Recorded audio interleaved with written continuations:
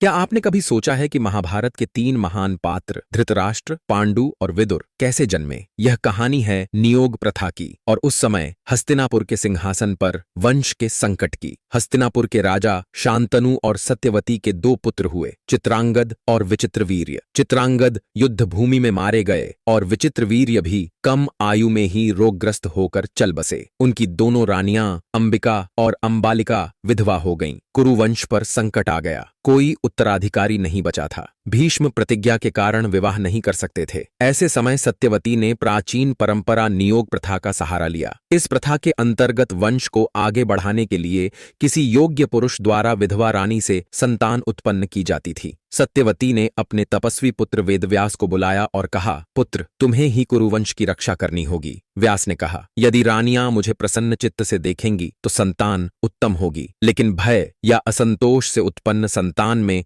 दोष आ जाएगा। सबसे पहले अंबिका व्यास के पास गईं। व्यास के कठोर और तेजस्वी रूप को देखकर वह भयभीत हो गईं और आंखें बंद कर लीं। इसी कारण उनके गर्भ से जन्मा पुत्र धृतराष्ट्र जन्म से ही नेत्रहीन हुआ। दूसरी बार अंबालिका व्यास से मिली। व्यास का तेज देखकर उनका चेहरा पीला पड़ गया। फलस्वरूप उनके गर्भ से जन्मे पुत्र पांडु, जिनका रंग असामान्य रूप से फीका था और जो पांडु रोग से ग्रसित रहे। तीसरी बार सत्यवती ने फिर अंबिका को भेजना चाहा, लेकिन वह जाने से डर गई और अपनी दासी को भेज दिया। दासी ने बिना भय और संकोच के व्यास का स्वागत किया। इस मिलन से जन्मे विदुर, जो पूर्ण रूप से स्वस्थ थे और नीति धर्म के मूर्त स्वरूप बने,